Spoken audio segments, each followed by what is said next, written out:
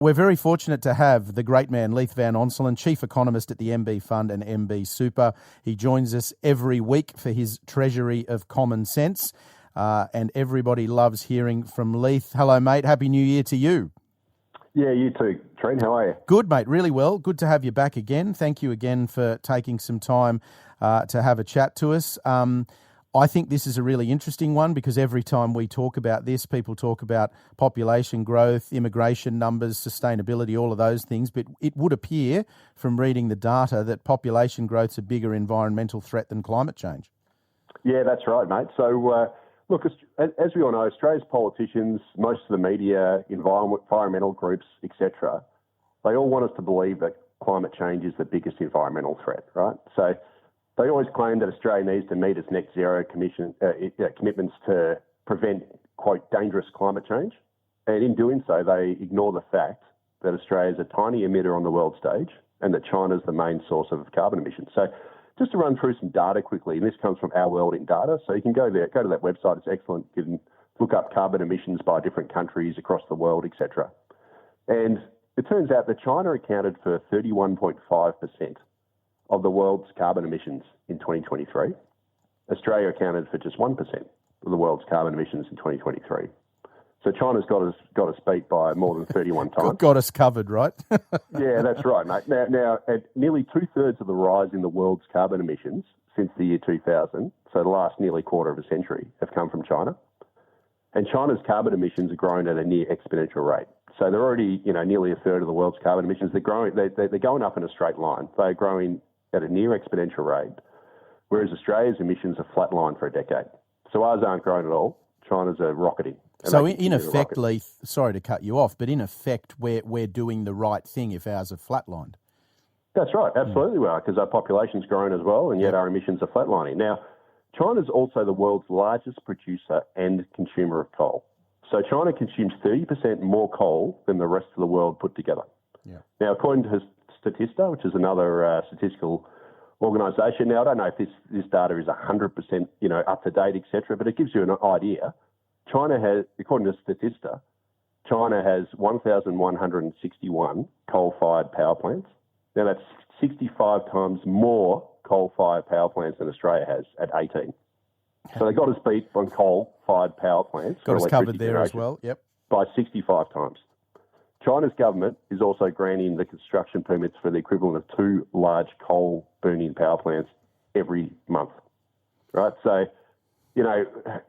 every month that goes by, China's basically commissioning more coal-fired power plants. We're being told that we're going to shut ours down, right?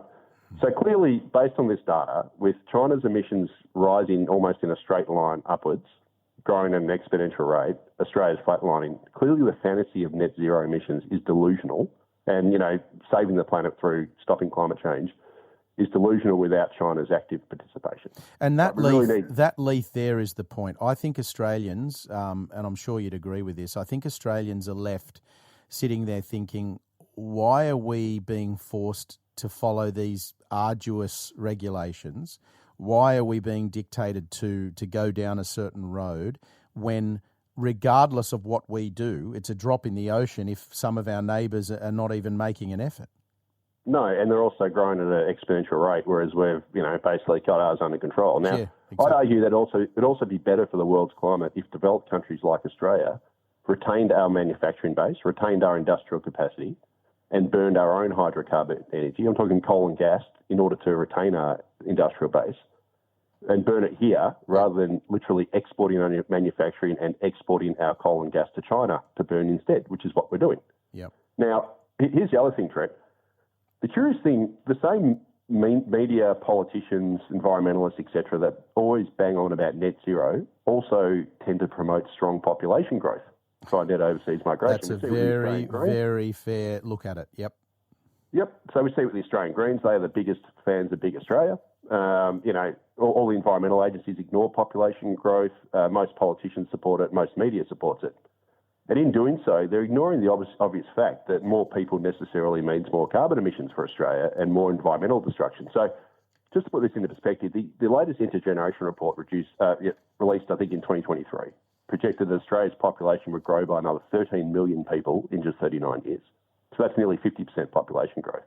How are we going to meet net zero when we're going to import 13 million more energy users, consumers, people creating waste? And here's the real kicker.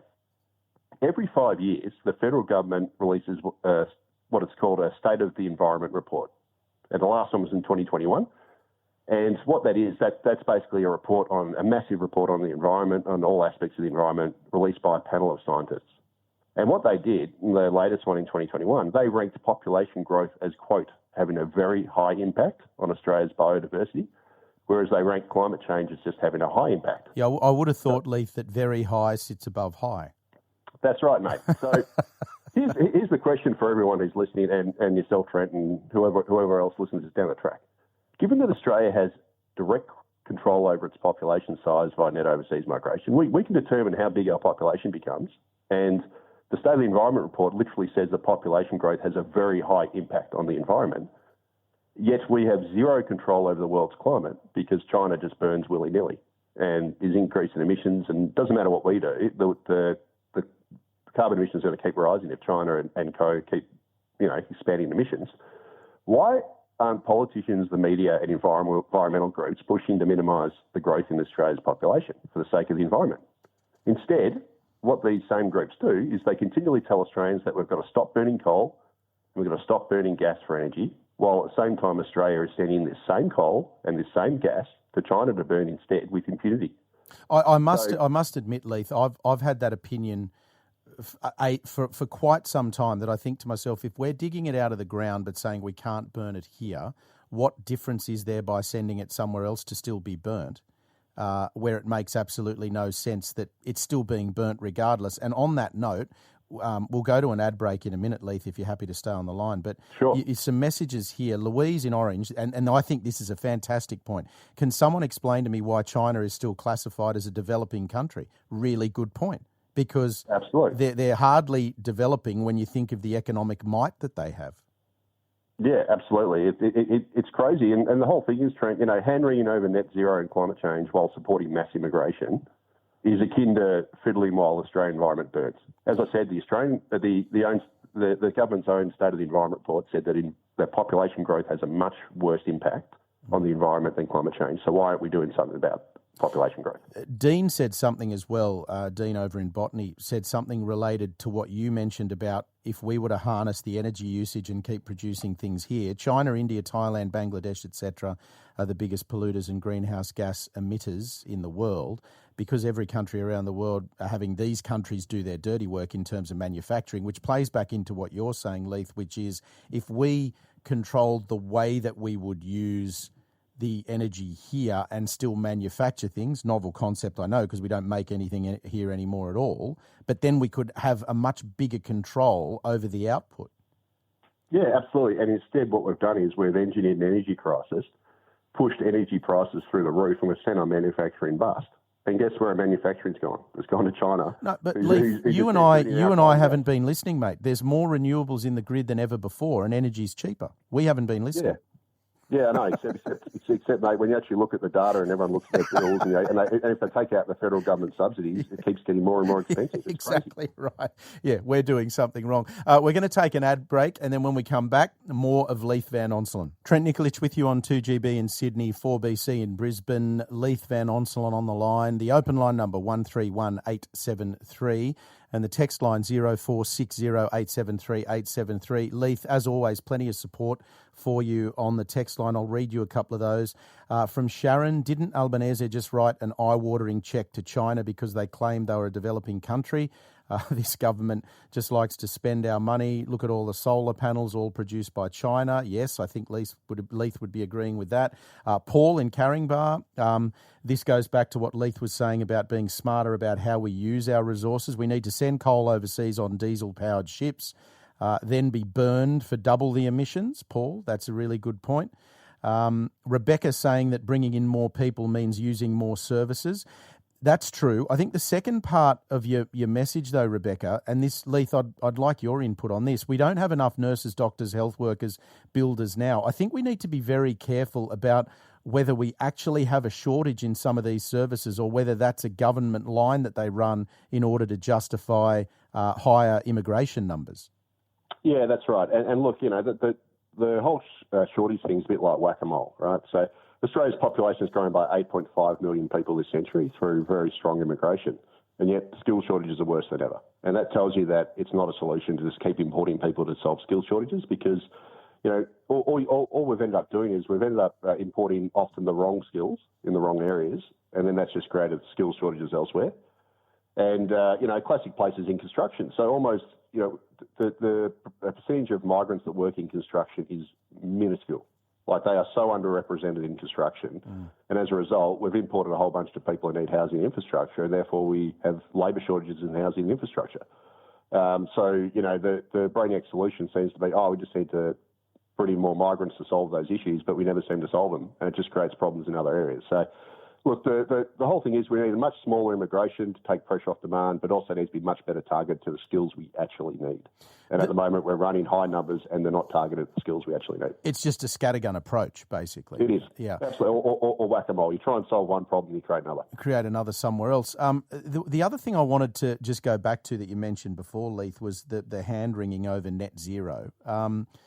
Net zero has become that catchphrase that I don't think we, the great unwashed out in the public who vote, all of us who are just normal people, I don't think we understand it. I don't think we understand what it means. I think most of the politicians who talk about it don't understand what it means.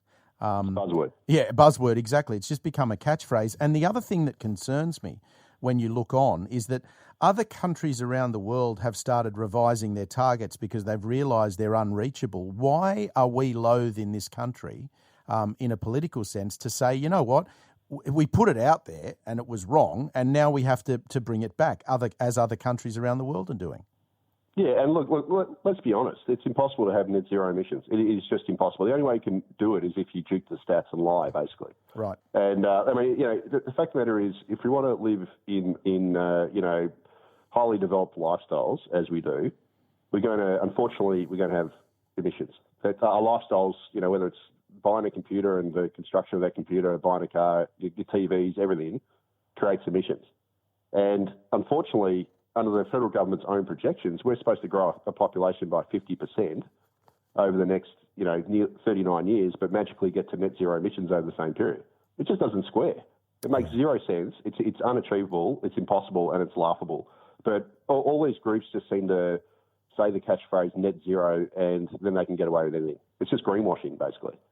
And, as I keep saying, like, this whole coal thing is really interesting. So the International Energy Agency, their latest forecast is that global consumption of coal is going to increase by 1% over the next year. Well, guess who's driving that? It's not us. We're actually weaning ourselves off coal. It's China. And as I keep saying, China consumes 30% more coal than the rest of the world put together. It's building more and more coal-fired power plants every month. At the same time, we're being told that we're not allowed to burn coal. China is the biggest producer of coal in their own coal mines, and also consumer and importer. So what are we doing here? Like, we've literally sacrificed our own economy, given us unreliable and hugely expensive energy, all for the sake of this net zero and climate change, when we're 1% of the world's carbon emissions, when the biggest emitter, China, is burning with impunity, accounting for nearly a third of the world's carbon emissions, and growing at a near exponential rate. What are we doing? We are literally, not just us, it's other developed countries. We're basically killing ourselves economically, de-industrialising, sending our industrial base off to China and other nations like China, so that they can burn the same fossil fuels to build the stuff that we used to build, to then sell it back to us. Yeah, and output the same emissions that we would have if we'd burnt the same coal, I would imagine. Makes no sense. None at all. Sarah messaged in and said, why don't some highly prosperous countries have to comply with net zero? Really good point. Alan, reiterating what you said, Leith, which is India, USA and China producing 52% of the world's CO2 emissions. Again, so what is Australia producing 1% going to do? Richard's concerned, Leith, that communist China's treated as a developing country under Australian tariffs because it suits big business and political elites making billions from imports, while we, the Australian taxpayers, subsidise all the communist China imports of EVs, solar panels and wind power systems built in China. And that's something I've said for a long time, Leith. There's a lot of anti-China sentiment in terms of electric vehicles, but try buying anything in Australia now that's not built in China. Yeah, that's right. And the whole thing is, once again, we deindustrialise, we send our capacity off to China, and then we subsidise the importation of EVs and let's be honest here, EVs aren't green. No, they're not. No, they're not green. They take 60 to 80% more resources to build them. Yes. Most people charge overnight, which means they're charging on coal-fired electricity generation. If you live in Sydney or Melbourne or Brisbane even, and you charge overnight, which is what most people will do, they'll charge overnight because it's most convenient. They're going to charge on brown or black coal. Mm. And there's also, Leith, the minerals that make up the battery packs that are dug out of the ground, probably by diesel excavators. Yeah, that's it. Of course, and also the machines that crush the rocks. Yeah. Everything's all fossil fuel based. Like a Tesla Model Y with a 500 kilogram battery requires a hell of a lot of resources to make that battery. You got to build. You got to dig up probably 30 tons of earth to get the minerals to create the battery. And all this sort of stuff. It's got a limited shelf life, and at the end of it, what do you do with it? You got this waste. So, look, I'm not against EVs, but I'm against it being mandated, forced upon us, and then greenwashed that they're somehow zero emission when they're not. Well, if they stand up for themselves, Leith, if they actually make sense, as I've said multiple times, you don't need to do the greenwashing. You can just be factual about it. But the problem is, if you're factual, it doesn't suit the narrative. Yeah, that's right, and it's why I hate these mandates. So we're basically so effectively EVs have been massively subsidised at the moment. If you drive a petrol or diesel car, you pay 50.6 cents a litre in fuel excise. That's right. If you drive an electric vehicle, you don't. That's a huge subsidy. So ICE vehicles, internal combustion engine vehicles, are paying for road use. We're paying 50.6 cents a litre. We're paying a massive carbon tax. Let's be honest. Mm. And then we have all the other, in Victoria, they were offering $100 off registrations for EVs. All the states have been offering, subsidies. Some of them are unwound now. Yep. The federal government offers massive fringe benefit tax subsidies. This is all subsidies for China-based manufacturing here.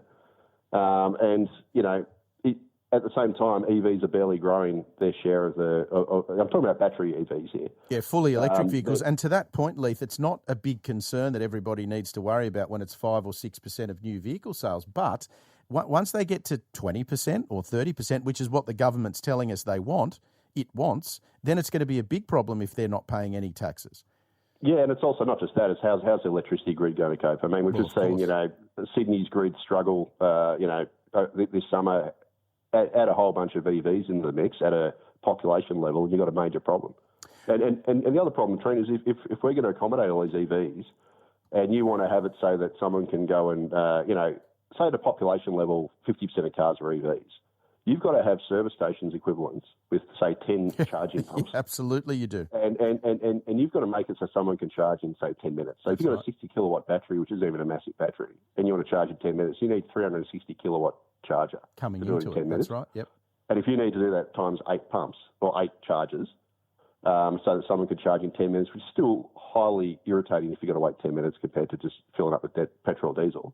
You need to completely rejig all your transformers, all your transmission lines, everything to be able to push through that much electricity because the grid is not built for it. Well, that's easy, Leith. We just shut down all the factories that build those transmission lines and we can just import them from China.